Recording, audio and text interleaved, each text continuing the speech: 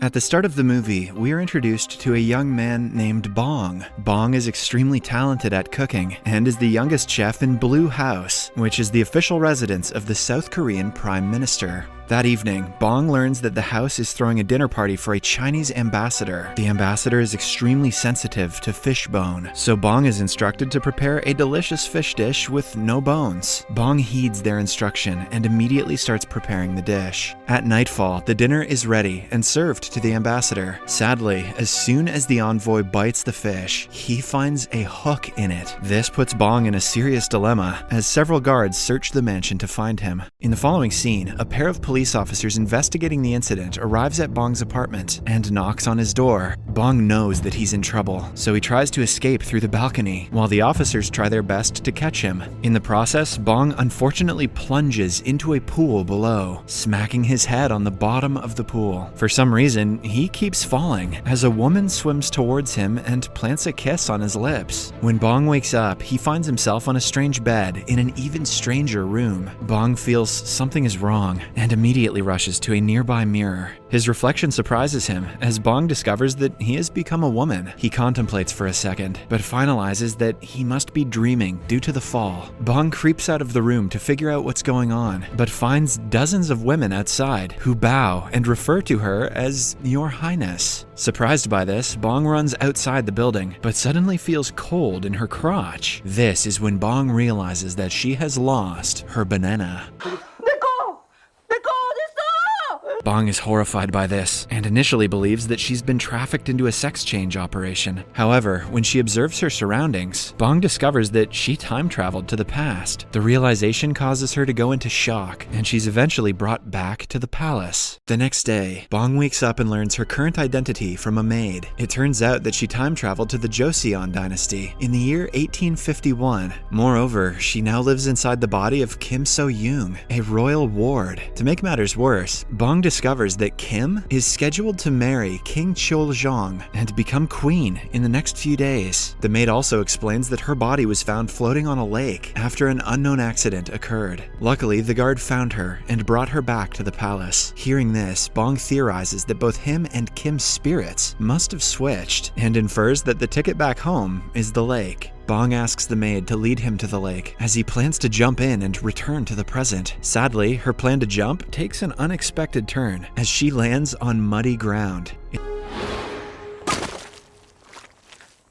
It turns out that the Grand Queen ordered the palace servants to drain the lake overnight to prevent anyone from falling into the water again. Bong is disheartened by the news, but still reckons that water is the answer. So she desperately tries to submerge herself in any water source she can find. She even goes as far as inserting her head in a pail of water that is used to clean the floors. However, all her efforts prove in vain.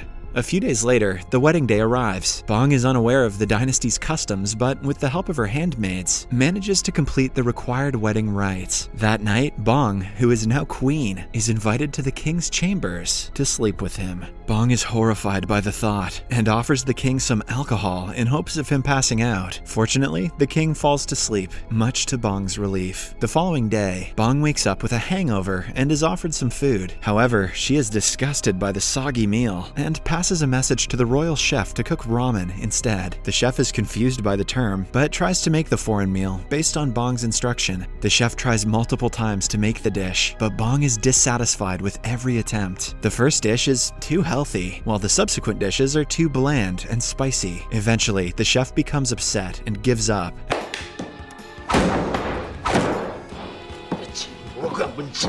Asking Bong to cook it herself. Bong, who still remembers her culinary techniques, decides to prepare the dish herself, which is pretty sweet because she could have had that cook killed for that lip. Bong enters the royal kitchen and immediately picks up a knife. Her maid is worried because the queen has never attempted to cook since her childhood. Hence, the maid, alongside the other servants, expect her to make a mess of the kitchen. However, Bong starts cutting the vegetables with great speed and precision, much to the servants' surprise. She cuts everything perfectly and at the right size, ultimately cooking a perfect dish. Bong takes the ramen back to her chambers and enjoys the meal with her right-hand maid. Back at the kitchen, the chef is envious of Bong's cooking ability qualities and proposes that the food simply looks good but doesn't taste nice. To test his theory, the royal chef tries the leftovers remaining in the pot. However, as soon as he has a bite, he is amazed with how good it is, so much so that he even drops his damn spoon.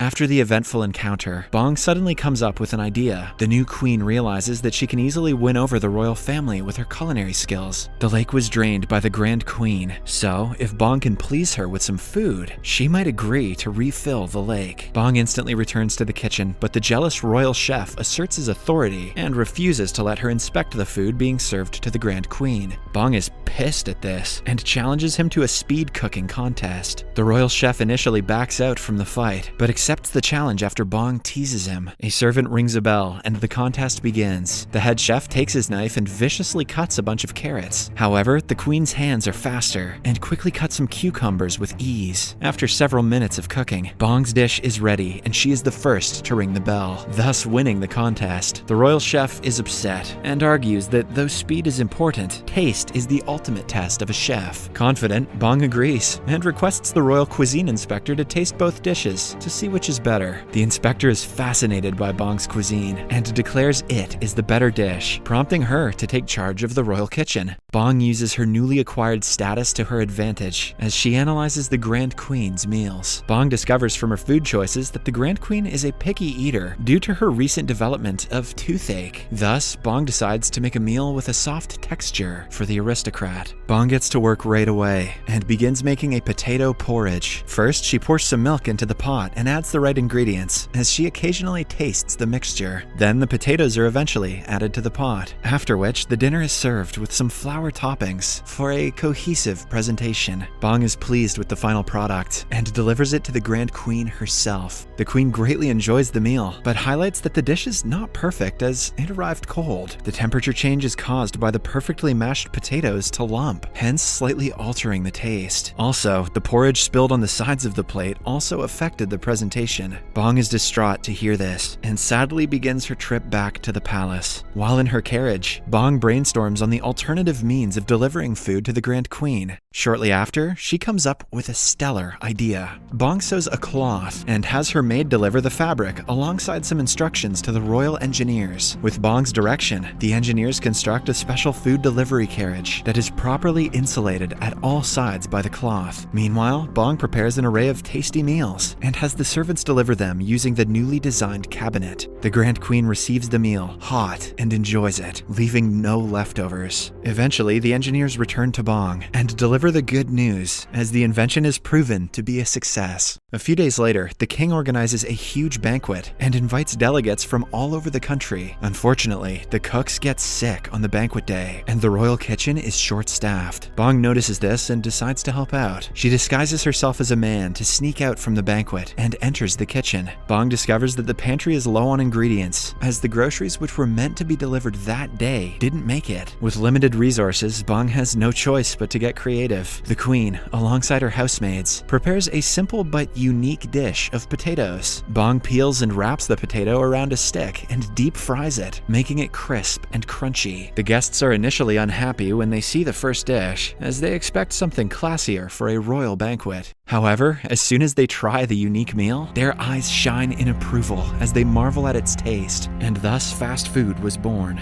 Bong's second dish is a bit more tasking, as there's no meat in the kitchen. She creatively decides to use beans to make a veggie burger with a tomato relish at the sides. Bong is pleased with her invention and names it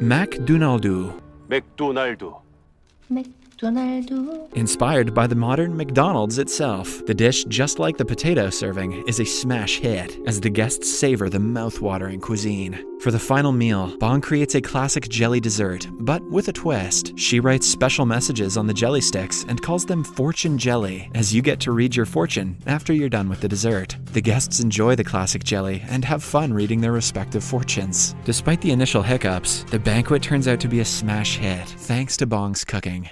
The Grand Queen, who also attended the banquet, is impressed by Bong's skills and finally asks her to make a request. Without any hesitation, Bong asks her to refill the lake. The Grand Queen grants her request and commands the servants to start working on the job. Sadly, as it is the 19th century, there are no advanced machines to aid this task. Hence, the servants can only transport water manually with wooden buckets. The process is unbelievably slow, as the servants make a long trip from the town's well to the lake. Bong is annoyed by this and swiftly comes up with a new method. She asks each servant to stay at one spot and simply pass the bucket from one person to the other. The people are pleased with the system, as it makes the job easier and faster. They all continue the task and work on it patiently, while Bong oversees the lengthy process. Several days pass, but the lake is yet to fill. Bong soon gets tired of waiting and becomes desperate. Luckily, a heavy downfall begins, which slowly but gradually waters the lake. Bong is overjoyed by the weather change and dances ecstatically under the rain.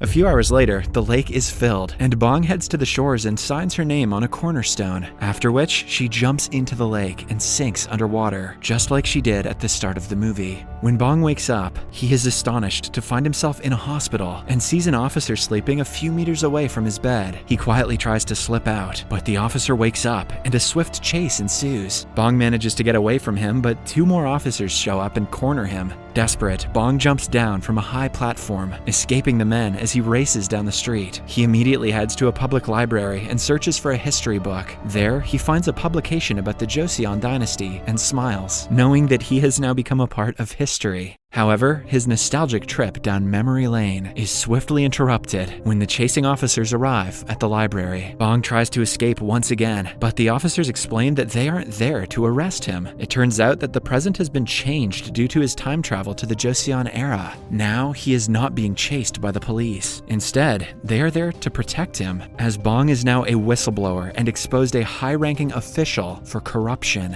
Bong rushes to a nearby computer and searches the web to confirm their claims. Soon after, he discovers that they are telling the truth, as history and the present world has indeed changed. The movie ends with Bong standing on a street as he relays a positive message on how a small change in the past can greatly affect the future. Also, the life lesson that meals are always better with Bong. Subscribe for more videos like this, turn on notifications, and leave a like to help the channel out. Thank you for watching.